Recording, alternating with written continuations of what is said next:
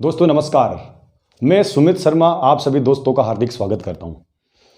दोस्तों Rajasthan police SI भर्ती 2021 को संपन्न हुए लगभग 1.5 महीना बीत चुका है, लगभग 1.5 महीना। और आप खुद देख सकते हैं लगातार आंदोलन पे आंदोलन हो रहे हैं। और जैसे ही आप खुद देख लीजिए 14 अक्टूबर को आमरण अनशन की शुरुआत होती है। आमरण अनशन की शुरुआत होती है तो मेरे ऊपर आरोप लगते हैं कि सुमित भाई आप आमरण अनशन पर क्यों नहीं बैठे। लगातार मेरे ऊपर दबाव बनाया जाता है कि सुमित भाई आमरण अनशन पर क्यों नहीं बैठे। और दबाव के बाद में मैंने 23 अक्टूबर लगभग 23 अक्टूबर को मैंने घोषणा कर दी कि मैं आमरण अनशन पर बैठ रहा हूं। लगातार मैं सीएमओ को, मुख्यमंत्री को, गोविंद सिंह डोटासरा जी को, सारे मंत्रियों को टेक कर रहा हूं। यहां तक कि मैंने पीएमओ को भी टेक किया है। और जिसके कारण प्रशासन में भी हड़कंप था कि आखिर एसआई का मुद्दा आप खुद देख सकते हैं सेंसिटिव है। मेरे पास में सीआईडी वालों के कॉल आते हैं, एड्रेस पूछा जाता है, नंबर पूछे जाते हैं, सारी सब कुछ डिटेल ली जाती है। और आखिरकार 29 अक्टूबर को जब आमरण अनशन जो मेरा था, मैं शहीद स्मारक पहुंचता हूं। शहीद स्मारक पहुंचने के बाद में मेरे पास में लगातार कॉल आते हैं, लेकिन मेरे पास में लड़के कितने होते हैं? केवल और केवल 10-15 लड़के होते हैं जो वहां पर उपस्थित थे। आप खुद देख लीजिए, मेरे पास में 102 पेज की फाइल है। 102 पेज की फाइल लेकर वहां पर जाता हूं। सीआईडी वालों को मैंने बोला सर 10-15 लड़के मेरे पास में हैं। 10-15 लड़के अगर मैं बैठ भी जाऊंगा आमरण अनशन पर तो राजस्थान सरकार इस मामले को संज्ञान में नहीं लेगी। अगर 100 लड़के होते हैं तो मैं 150 लड़के भी अगर होते तो मैं आमरण अनशन पर बैठ जाता। फिर उसके बाद में मेरे जो साथी है प्रकाश जी, वो कहते हैं कि हमारी सुनवाई 8 नवंबर को हाईकोर्ट में होनी है, वहां पर भी उपस्थित होना है, तो मैंने कहा कि देखिए मैं तो आमरण अनशन पर बैठ रहा हूं। लेकिन उन्होंने कहा यार 10-15 लड़कों से कुछ नहीं हो सकता। आखिरकार हमारे द्वारा डिसीजन लिया जाता है। कुछ लड़के उपेंद्र यादव से मिलने के लिए जाते हैं, राजस्थान बेरोजगार एकीकृत महासंघ के अध्यक्ष से, लेकिन वहां से भी कुछ नहीं मिलता है। उन्होंने कहा कि 1-2 दिन में हमारा यह जो आंदोलन है वो खत्म हो जाएगा, हमारी मांगे मान ली गई है। दोस्तों मैं आपको बता दूं 20 तारीख को भी आंदोलन होता है, 22 तारीख को भी आंदोलन होता है, 30 को भी आंदोलन होता है। हजारों की तादाद में हमारे भाई बहन आते हैं, लेकिन उनको क्या मिलता है? केवल और केवल विश्वासघात। उनके साथ में विश्वासघात किया जाता है, आश्वासनों के पुलाव मिलते हैं, डेलीगेशन के नाम पर विश्वासघात किया जाता है। दोस्तों डेलीगेशन का मतलब होता है विश्वासघात, क्योंकि यहाँ से प्रतिनिधिमंडल सीएमओ में भेजेंगे, सचिवालय में भेजेंगे, लेकिन वहाँ से क्या मिलेगा? कुछ नहीं मिलेगा, आश्वासन के पुलाव मिलेंगे। दोस्तों मैं बता दूं, कुछ लोग आंदोलनजीवी है जो अभी आंदोलन चल रहा है लगातार 17 दिनों से।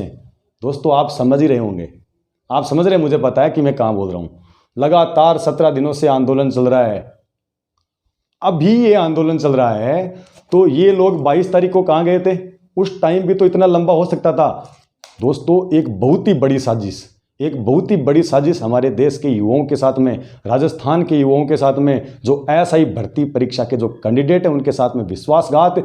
एक बहुत ही बड़ी साजिश आंदोलन को तोड़ने की तारीख पे तारीख दी जाती है। 20 तारीख को वो आंदोलन में उपस्थित होते हैं, 22 तारीख की टाइमिंग दी जाती है, 22 तारीख को आते हैं, 30 की मिलती है, और 30 की आती है, 5 को टाइम देते हैं, और 5 को फिर 14 को टाइम देते हैं, और लास्ट में उनका भंडाफोड़ हो जाता है।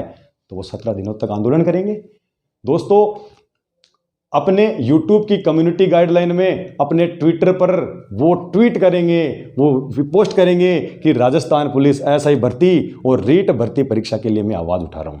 दोस्तों सतर्क रहिए, आपको सजग रहना पड़ेगा। ये लोग आंदोलनजीवी है, आंदोलनजीवी। मैं तो साफ कहना चाहता हूं, अब मैं आंदोलनजीवी का नाम लूंगा तो कुछ मुझे दलाल घोषित कर देंगे, बोले ये दलाल है। लेकिन दोस्तों अगर मुझे छात्र हित में किसी भी पार्टी के विपक्ष में बोलना पड़ा तो आपका सुमित भाई तैयार रहेगा। कोई भी किसी भी लीगल कार्रवाई मुझे करनी पड़ी तो मैं बिल्कुल तैयार हूं। हाईकोर्ट में हमारी कार्रवाई चल रही है, वहां पर मैं जाऊंगा और बाकायदा आपको प्रूफ भी दूंगा। अभी कल वाला जो हमारा जो प्रोग्राम वहां पर डिसमिस हुआ, आपको पता ही है, परसों मैंने एक वीडियो चढ़ाया था, उसके बाद में एक बवाल हो गया और लगातार मेरे ऊपर मतलब आरोप लग रहे हैं कि सुमित भाई ऐसे हैं, सुमित भाई केवल अंगुली उठा रहे हैं। दोस्तों मैंने अंगुली क्यों उठाई किसी के ऊपर? आप मुझे बताइए, मैंने अंगुली क्यों उठाई? आप मुझे बता दीजिए। जब छात्रों के साथ में राजनीति हुई तब उठाइए मैंने, आप मुझे बताइए। मैंने 20 तारीख को अंगुली नहीं उठाई, 22 को भी मैंने कुछ नहीं कहा, मैं जिंदाबाद जिंदाबाद के नारे लगा रहा था। जब 28 तारीख को यूनिवर्सिटी में होशियार मीणा के नेतृत्व में एक छोटा सा आंदोलन किया जाता है तो हम वहां पर चले जाते हैं बुलाने, जो वो बुलाते हैं तो हम चले जाते हैं। तो फिर हमें क्या घोषित किया जाता है, बोला आप तो बीजेपी के दलाल है।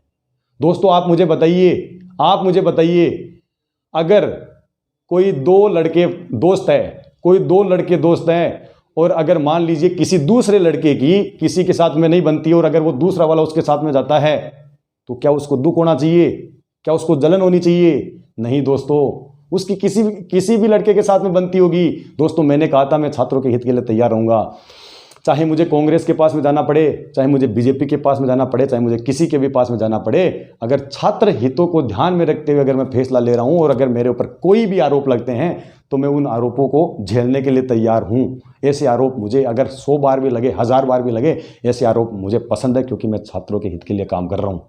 आप खुद देख लीजिए, ये आंदोलन जीवी अपने यूट्यूब पर, अपने ट्विटर अकाउंट पर चढ़ाएंगे, बोला ऐसा ही रीट भर्ती की मैं सीबीआई मांग कर रहा हूं। दोस्तों आप मुझे बताइए, केवल और केवल उनके पास में एक स्टेटमेंट है क्या? उनके पास में पूरा प्रूफ है क्या बोलने के लिए? केवल और केवल आवाज उठाते हैं लोग। आप मुझे बताइए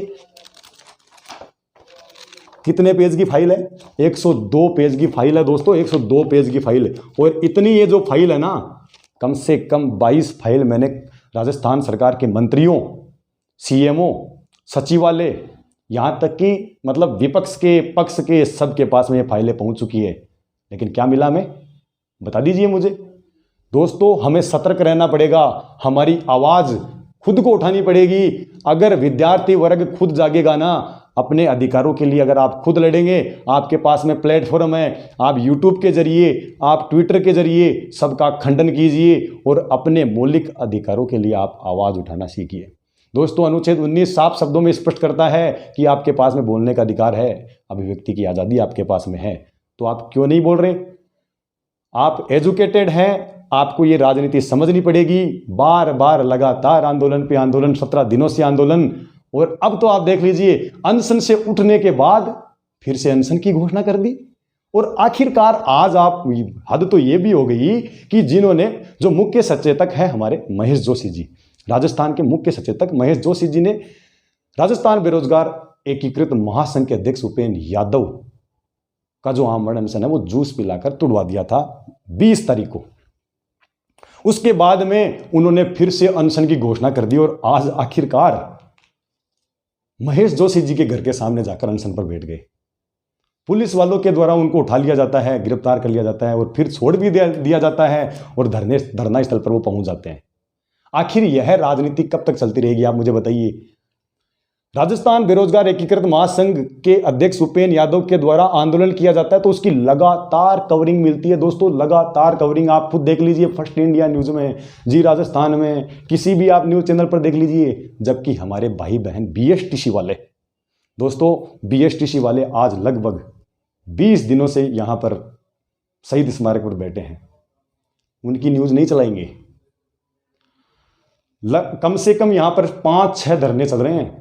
बीएसटीसी का चल रहा है, पैरा टीचर्स का चल रहा है ना, जो नर्सेज वाला जो होता है, जो मतलब मेडिकल से संबंधित है, वो चल रहा है। ऐसे 6 आंदोलन चल रहे हैं और कवरिंग किसको ज्यादा मिल रही है?